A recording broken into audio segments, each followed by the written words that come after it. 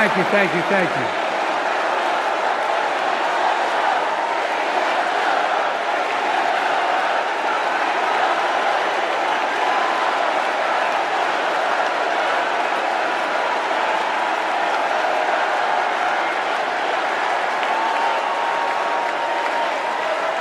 Thank you, thank you, thank you.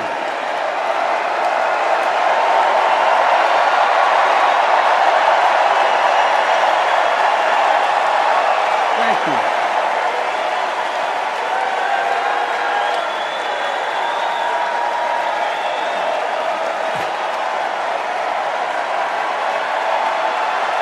Thank you.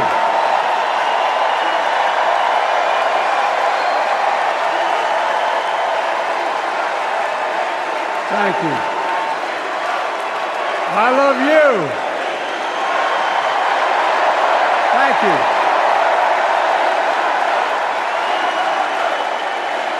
Thank you, thank you, thank you.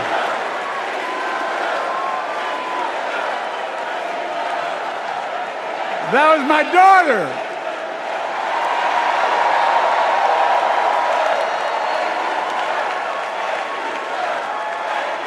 Thank you.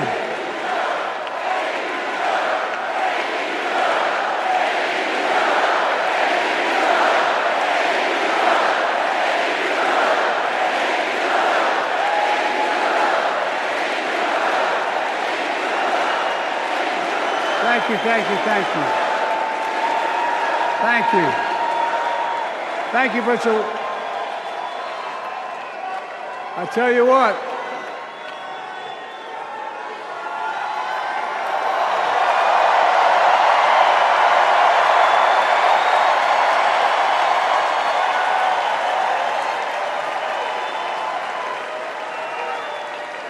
To my dearest daughter, Ashley, God love you, you're incredible. Thank you for that introduction and for being my courageous heart, along with Hunter and our entire family, and especially our rock, Jill.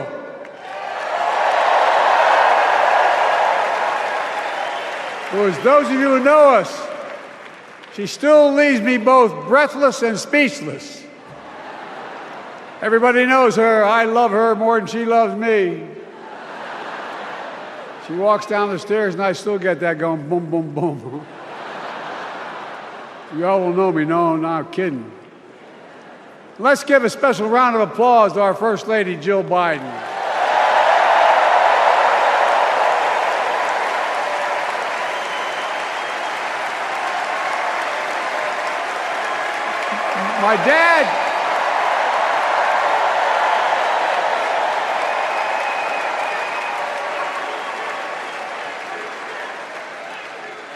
My dad used to have an expression, for real. He'd say, Joey, family is the beginning, the middle, and the end.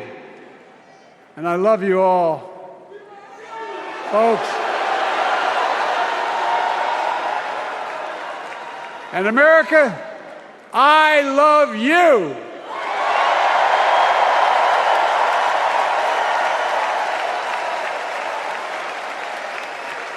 Folks, let me ask you.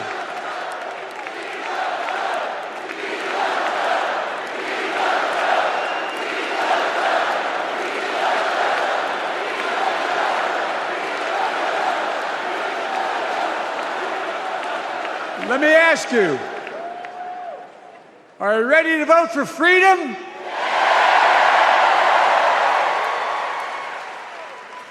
Are you ready to vote for democracy and for America? Let me ask you, are you ready to elect Kamala Harris and Tim Walz, President and Vice President of the United States?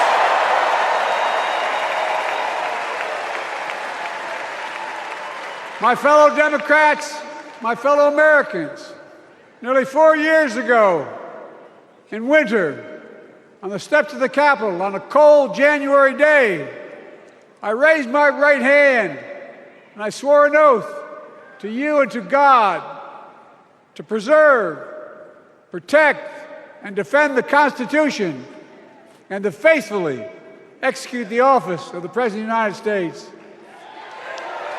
In front of me was the city surrounded by the National Guard. Behind me, a Capitol just 2 weeks before had been overrun by a violent mob. But I knew then, from the bottom of my heart, that I knew now, there is no place in America for political violence. None. You cannot say you love your country only when you win.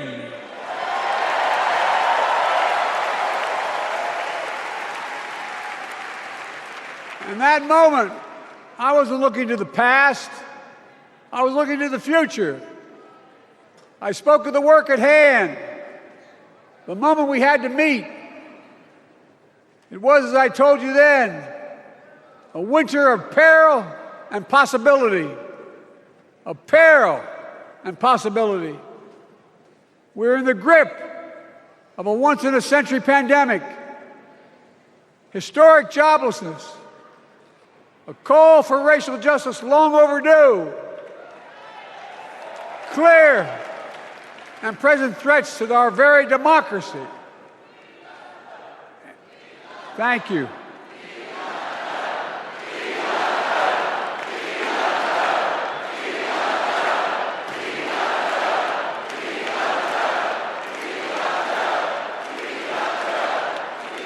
And yet I believed then, and I believe now, that progress was and is possible. Justice is achievable. And our best days are not behind us, they're before us.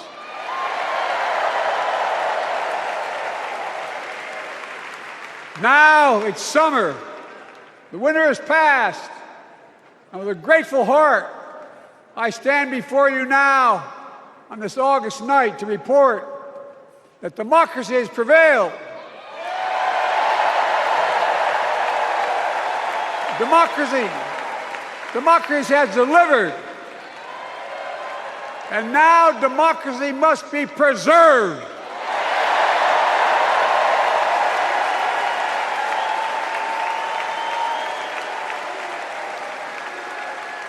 You've heard me say it before.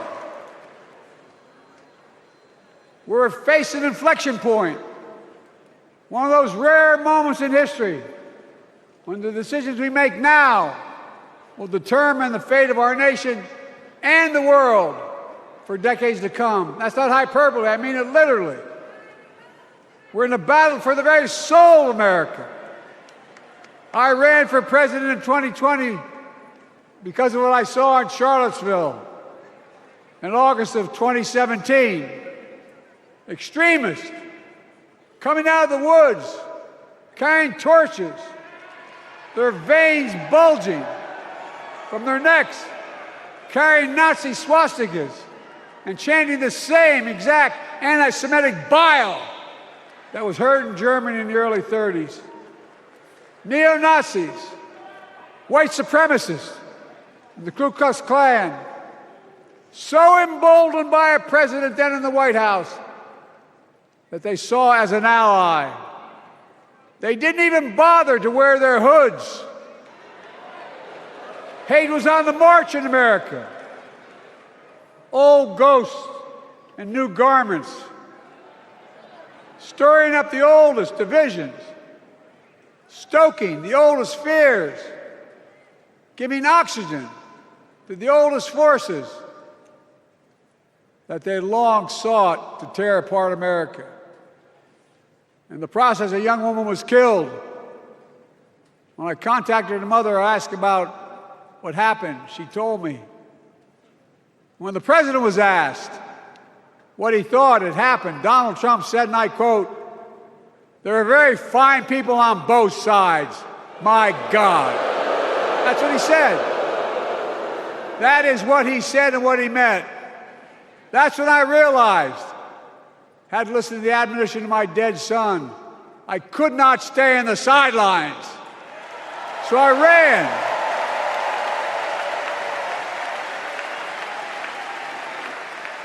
because I had no intention of running again. I just lost part of my soul. But I ran with a deep conviction. In America, I know and believe in an America where honesty, dignity, decency still matter. An America where everyone has a fair shot and hate has no safe harbor.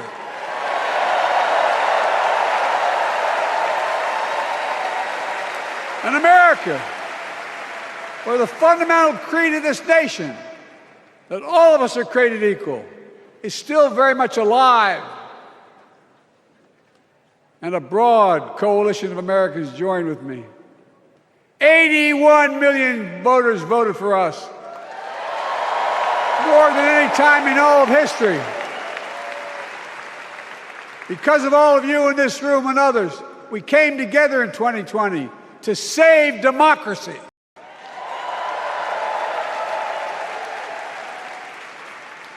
As your president, I've been determined to keep America moving forward, not going back, to stand against hate and violence in all its forms, to be a nation where we not only live with but thrive on diversity, demonizing no one, leaving no one behind, and becoming the nation that we profess to be. I also ran to rebuild the backbone of America, the middle class.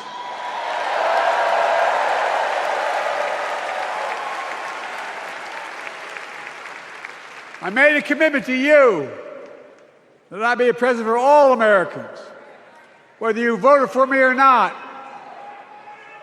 We have done that. Studies show the major bills we have passed actually delivered more to red states than blue, because the job of the president is to deliver to all of America.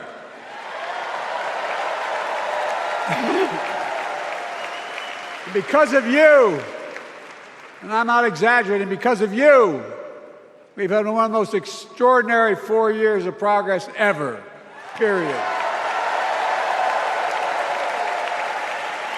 When I say we, I mean Kamala and me. Just think about it. COVID no longer controls our lives. We've gone from economic crisis to the strongest economy in the entire world. Record 16 million new jobs. Record small business growth. Record high stock market. Record high 401ks. Wages up and inflation down, way down, and continuing to go down.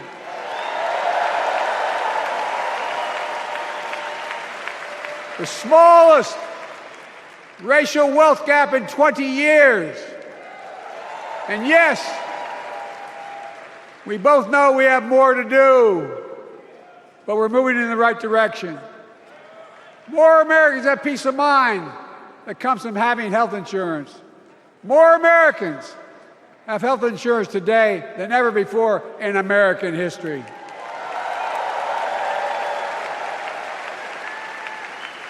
And after, as a young senator beginning to fight for 50 years to give Medicare the power to negotiate lower prescription drug prices, we finally beat Big Pharma.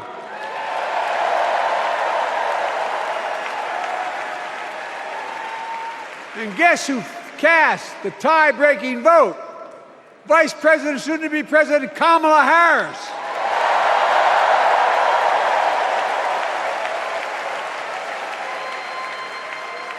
And now it's the law of the land. Instead of paying $400 a month for insulin, seniors with diabetes will pay $35 a month.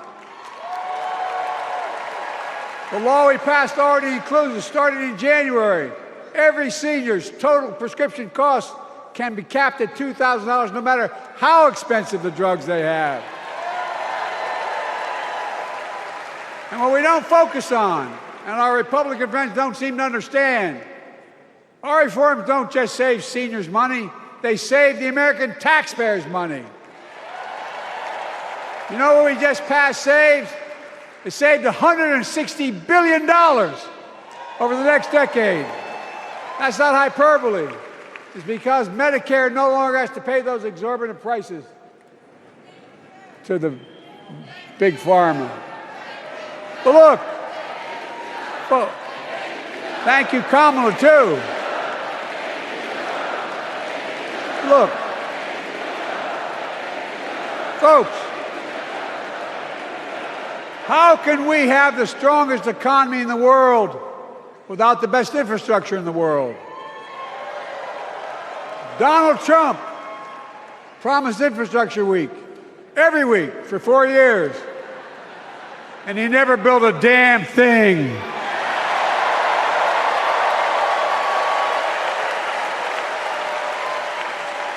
But now, because of what Kamala and I have done, remember we were told we couldn't get it done. Remember when we came into office, we couldn't get anything passed?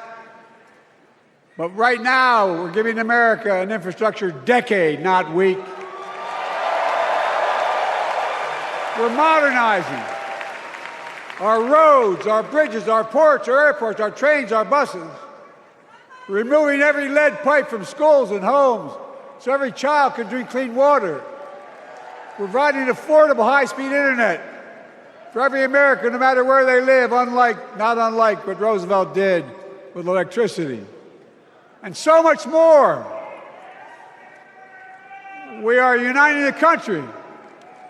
We're growing our economy. We're improving our quality of life.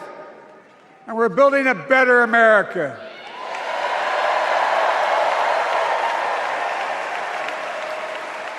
Because that's who we are. How can we be the strongest nation in the world without leading the world in science and technology?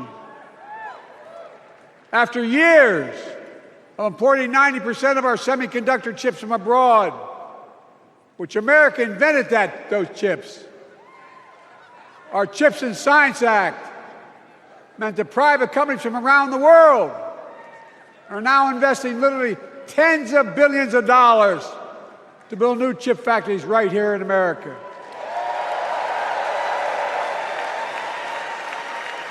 And over that period, they'll create tens of thousands of jobs. And many of those jobs in the so-called fabs, the buildings that make the chips, that's being constructed now. And guess what? The average salary in those fabs, size of a football field, will be over $100,000 a year, and you don't need a college degree.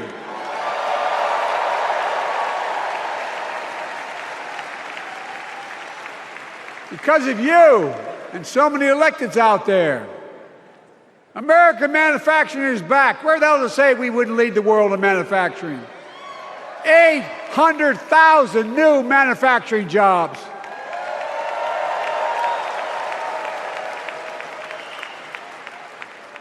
Our Republican friends and others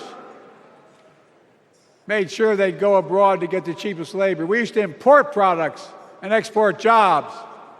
Now we export American products and create American jobs right here in America, where jobs belong. With every new job, with every new factory, pride and hope is being brought back to communities throughout the country that were left behind. You know you're from them, many of you. You know what it's like when that factory closed, where your mother, your father, your grandmother, grandfather worked. And now you're back, providing once again, proving that Wall Street didn't build America, the middle class built America, and unions built the middle class.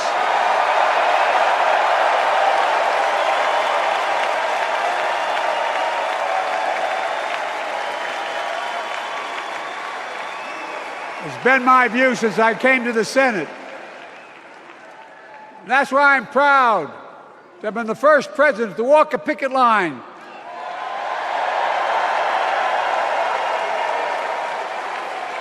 and be labeled the most pro-union president in history, and I accept it. It's a fact.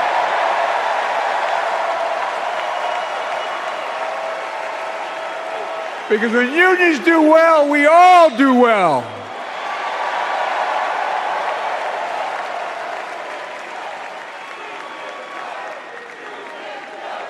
You got it, man.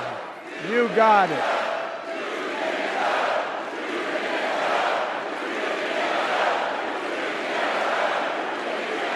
I agree. I'm proud.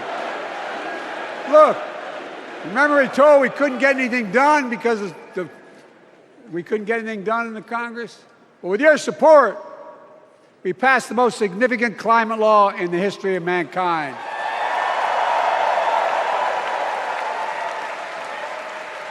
Over $370 billion. Cutting carbon emissions in half by 2030. Launching a climate corps, similar to AmeriCorps and Peace Corps, creating tens of thousands of jobs for young people of the future who are going to make sure this continues. Creating hundreds of thousands of jobs in clean energy for American workers, including the IBEW installing 500,000 charging stations all across America. And in the process, reducing carbon emissions. And we're seeing it. We're seeing to it that the first beneficiaries of environmental initiatives are those fence-lined communities that have been smothered by the legacy of pollution. Louisiana and Delaware, Route 9. All the factories, all those chemical factories are right next to the poorest neighborhoods. They're the ones we're going to bring back.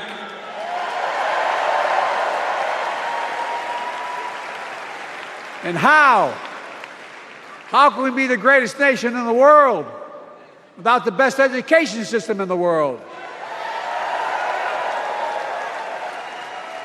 Donald Trump and the Republican friends, they not only can't think, they can't read very well. Seriously, think about it. Look at their Project 2025. They want to do away with the Department of Education.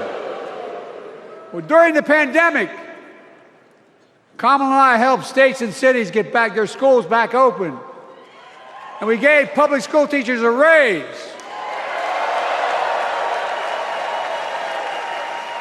We created apprenticeships with business and the communities, putting students on a path to a good paying job, whether or not they go to college. And by the way, we're making college a hell of a lot more affordable. Increasing Pell Grants by $900.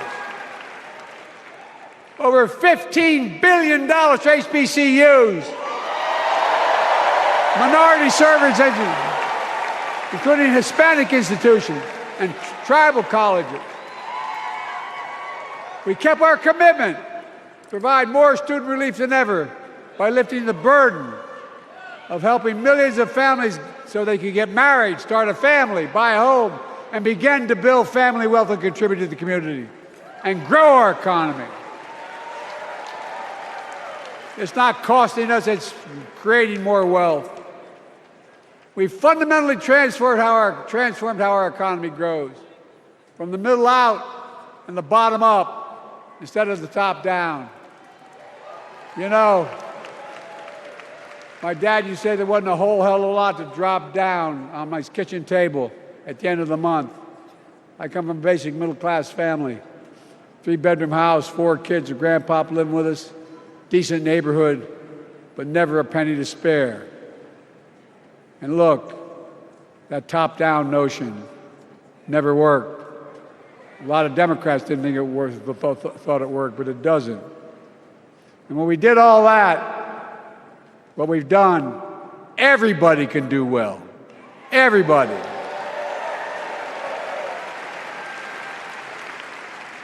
Donald Trump calls America a failing nation.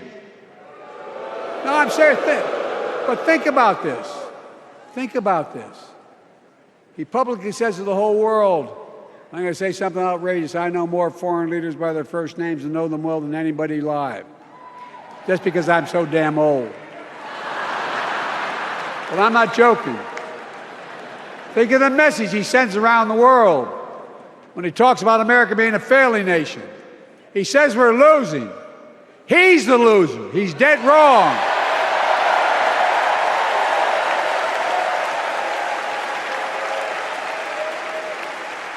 Many of you are very successful people who travel the world. Name me a country in the world that doesn't think we're the leading nation in the world. Without America, not a joke, think about it. I'm being literal. Who could lead the world other than the United States of America? Well, guess what? America's winning, and the world's better off for it. America's more prosperous, and Americans are safer today than under Donald Trump. Trump continues to lie about crime in America, like everything else. Guess what? On his watch, the murder rate went up 30%, the biggest increase in history. Meanwhile, we made the largest investment, Kamala and I, in public safety ever. Now, the murder rate is falling faster than any time in history. Violent crime has dropped to the lowest level in more than 50 years. And crime will keep coming down when we put a prosecutor in the Oval Office instead of a convicted felon.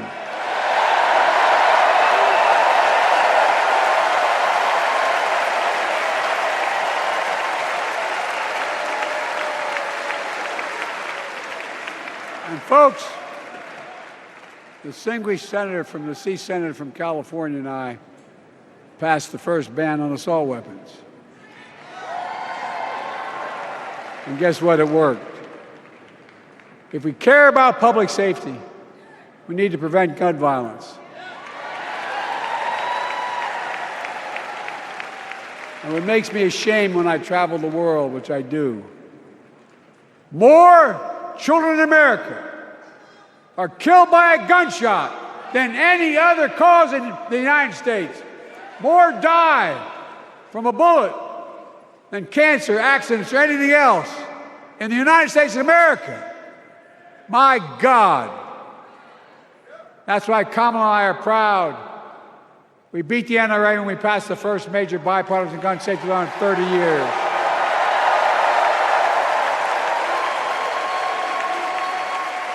I'm serious. That comes from here. And now it's time to ban assault weapons again. And demand universal background checks.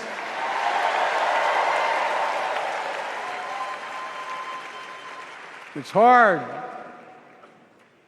I never thought I'd stand before a crowd of Democrats and refer to a president as a liar so many times. No, I'm not trying to be funny. It's sad. Trump continues to lie about the border. Here's what he won't tell you. Trump killed the strongest bipartisan border deal in the history of the United States that we negotiated with the Senate Republicans. It took 4 weeks. Once it passed, and never acknowledged the most expansive border change in American history. He called senators to say, don't support the bipartisan bill, because he said it would help me politically and hurt him politically. My God. No, I'm serious. Think about it. Not a joke. Ask even the press who doesn't like me. They'll tell you that's true. Typically Trump, once again, putting himself first and America last. Then I had to take executive action. The result of the executive action I took, border encounters have dropped over 50%. In fact, there are fewer border crossings today than when Donald Trump left office. And unlike Trump, we will not demonize immigrants, saying they're the poison of blood of America. Poison the blood of our country. Kamala and I are committed to strengthening legal immigration, including protecting dreamers and more.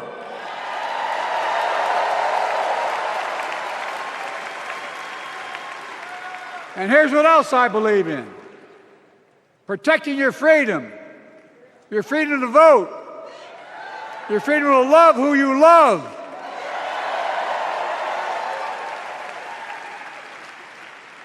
And your freedom to choose.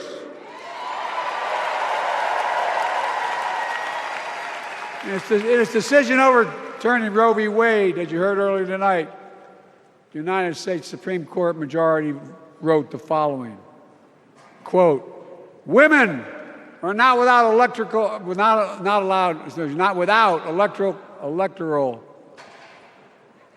or political power." No kidding.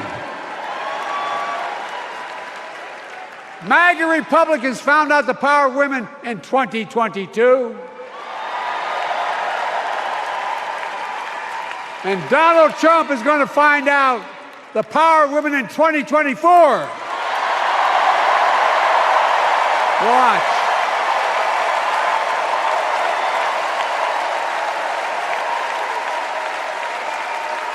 And where Trump and his mega Republican right-wingers seek to erase history, we Democrats continue to write history and make more history. I'm proud to have kept my commitment to appoint the first black woman to the United States Supreme Court.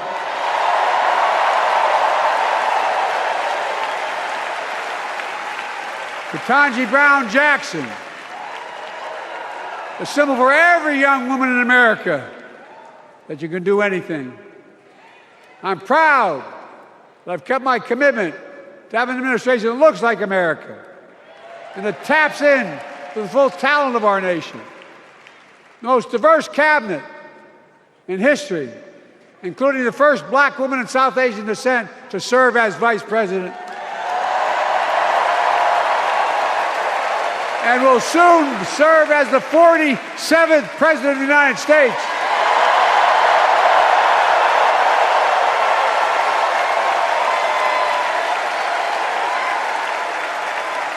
She is good. Look. Thank you, Kamala.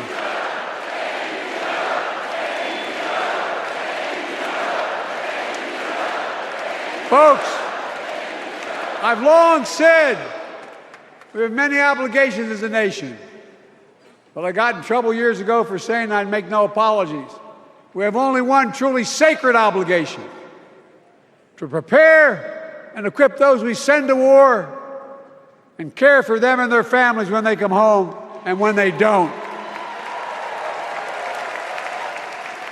That's why I'm so proud to have written and signed the PACT Act, one of the most significant laws ever, helping veterans and their families exposed to toxic materials like burn pits in Agent Orange. I was around during the Vietnam War. It's hard. Nobody was able to prove that there's illness was a consequence of Agent Orange. And no one was able to prove initially that because they lived in burn pits like my son lived next to in Iraq for a year, that it was the cause of their illness. But because of the PACT Act, a surviving spouse with 2 children is now eligible for a stipend of about $3,000 a month. And those children who lost a parent are eligible for tuition benefits to go to college and to get job training. It's already helping over 1 million veterans and their families just so far. Well, I love them, and I'm so proud of my son's service. We get it, but guess who doesn't get it and doesn't respect our veterans? We know from his own chief of staff, the 4-star General John Kelly, that Trump, when in Europe, would not go to the grave sites in France. The brave service members who gave their lives to this country. He called them suckers and losers. Who in the hell does he think he is? Who does he think he is? There's no words for a person. They are not the words of a person not worthy of being commander-in-chief. Period. Not then, not now, and not ever. I mean that. I mean that from the bottom of my heart. Just as no commander-in-chief should ever bow down to a dictator, the way Trump bows down to Putin. I never have, and I promise you, Kamala Harris will never do it. Will never bow down. When Trump left office, Europe and NATO was in tatters. Not a joke. America First doctrine changed our whole image in the world. Well, they gave the hours, about 190 hours sum total, me my counterparts or heads of state in Europe, to strengthen NATO. We did. We united Europe like it hadn't been united for years, adding Finland and Sweden to NATO. 10 days before he died, Henry Kissinger called and said, not since Napoleon has Europe not looked over their shoulder at Russia with dread, until now. Until now. Well, guess what? Putin thought he'd take Kyiv in 3 days. 3 years later, Ukraine is still free.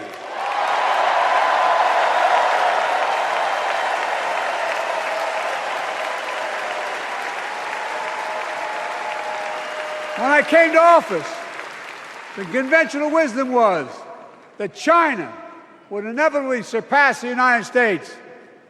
They haven't noticed. No one's saying that now.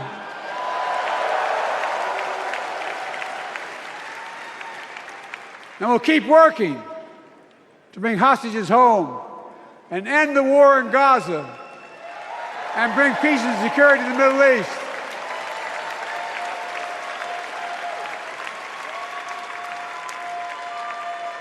As you know, I wrote a peace treaty for Gaza. A few days ago, I put forward a proposal that brought us closer to doing that than we've done since October 7th.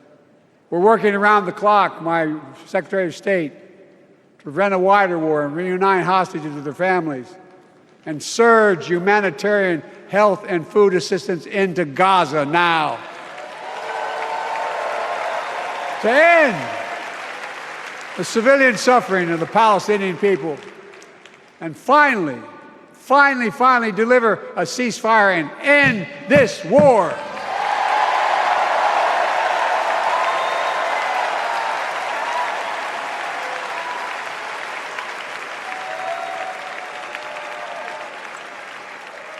Those protesters out in the street, they have a point. A lot of innocent people are being killed on both sides.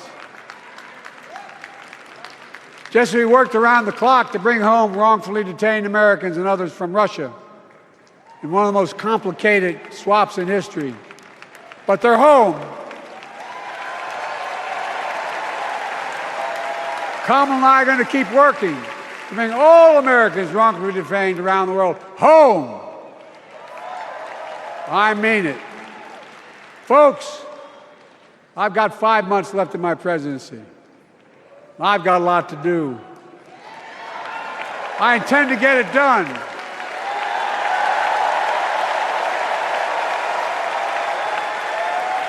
It's been the honor of my lifetime to serve as your president. I love the job, but I love my country more. I love my country more. And all this talk about how I'm angry at all those people who said I should step down, that's not true.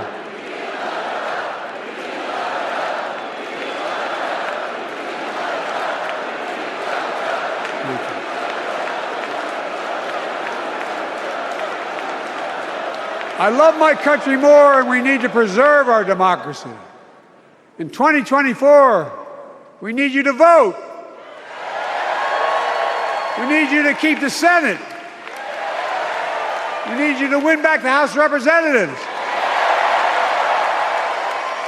And above all, we need you to beat Donald Trump.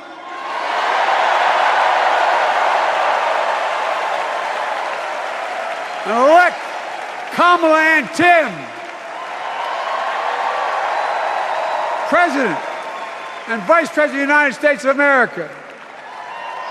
Look, they'll continue to lead America forward, creating more jobs, standing up for workers, growing the economy, lower the cost to American families so they just have a little more breathing room. We've made incredible progress, but we have more work to do. And Kamala and Tim will continue to take on corporate greed and bring down cost of food. They'll keep taking on Big Pharma, making insulin $35 a month, not just for seniors, but for everyone in America. And capping prescription drug costs at a total of $2,000, not just for seniors, but for everyone. And folks, that's going to save America again tens of billions of dollars. Folks, they'll make housing more affordable, building 3 million new homes, providing $25,000 down payment assistance for the first-time home buyer, more than the 10 we approved. Donald Trump wants a new tax on imported goods, food, gas, clothing, and more. You know what that will cost the average family, according to the experts? $3,900 a year in a tax. No, that's a fact. Kamala and Tim will make the child care tax credit permanent.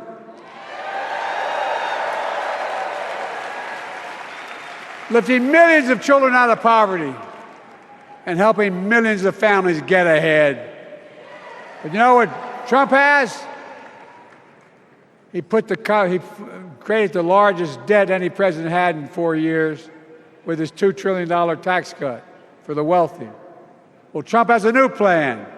He wants to provide a $5 billion tax cut for corporations and the very wealthy. Read it. Put us further in debt. And folks, you know we have 1,000 billionaires in America. You know what their average tax rate they pay? 8.2%. If we just increased our taxes we proposed to 25%, which isn't the highest tax rate even, it would raise $500 billion new dollars over 10 years. They'd still be very wealthy. Look, Kamala and Tim are going to make them pay their fair share. They'll protect Social Security and Medicare. Trump wants to cut Social Security and Medicare. Kamala and Tim will protect your freedom. They'll protect your your right to vote. They'll protect your civil rights. And you know Trump will do everything to ban abortion nationwide. Oh, he will.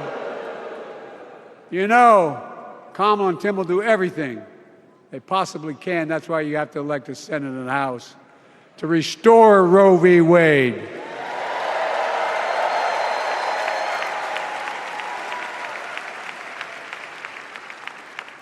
The ancient Greeks taught us that character is destiny. Character is destiny. For me and Jill, we know Kamala and Doug are people of character. It's been our honor to serve alongside them. And we know that Tim and Gwen Waltz are also people of great character. Selecting Kamala was the very first decision I made when I became our nominee. And it was the best decision I made my whole career.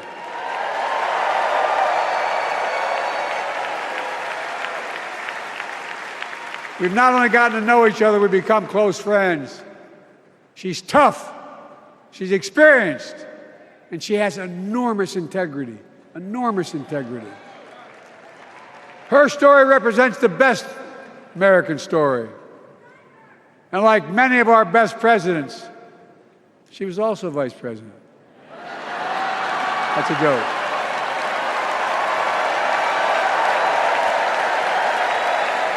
But she'll be a president our children can look up to. She'll be a president respected by world leaders because she already is. She'll be a president we can all be proud of. And she will be an historic president who puts her stamp on America's future.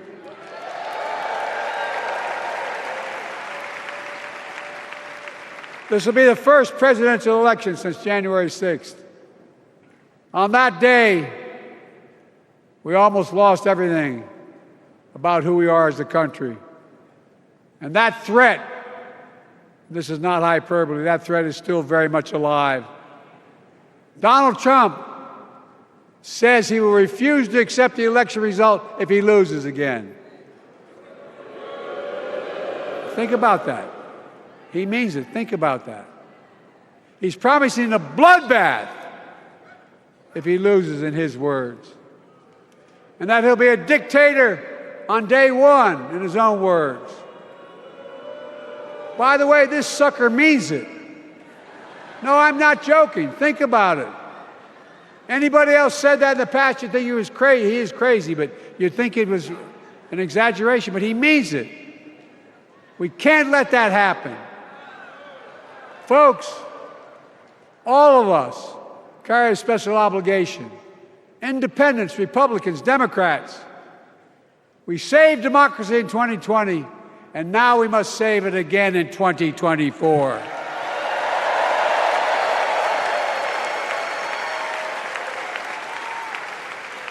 The vote of each of us cast this year will determine whether democracy and freedom will prevail. It's that simple. It's that serious. And the power is literally in your hands. History is in your hands. Not hyperbole. It's in your hands. America's future is in your hands. Let me close with this. Nowhere else in the world could a kid with a stutter and modest beginnings in Scranton, Pennsylvania, and Claymont, Delaware, grow up to sit behind the resolute desk in the Oval Office.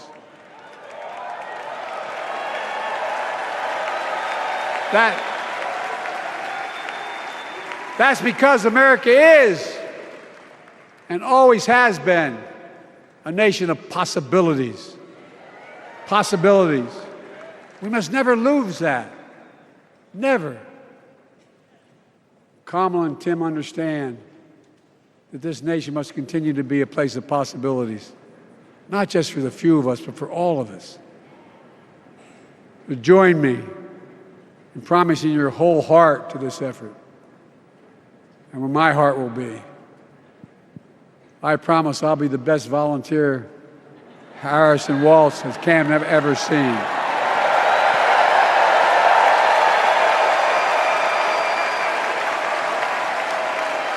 Each of us has a part in the American story. For me and my family, there's a song that means a lot to us, that captures the best of who we are as a nation. The song is called American Anthem. There's one verse that stands out, and I can't sing worth a damn, so I'm not going to try. I'll just quote it. The work and prayers of centuries have brought us to this day. What shall our legacy be? What will our children say? Let me know in my heart, when my days are through, America, America, I gave my best to you.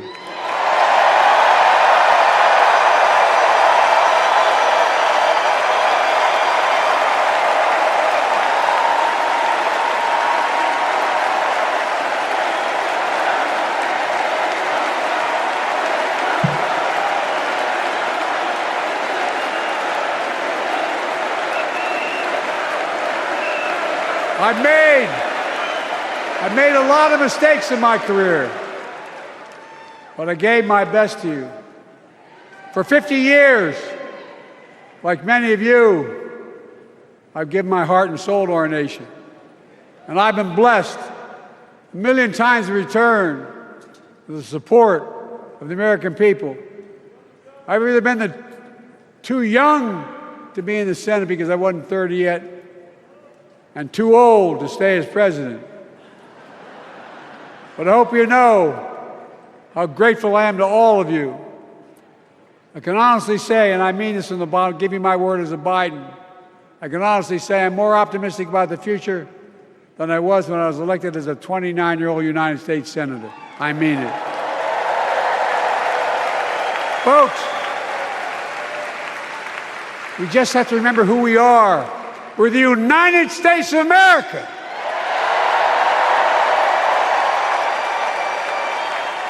And there's nothing we cannot do when we do it together.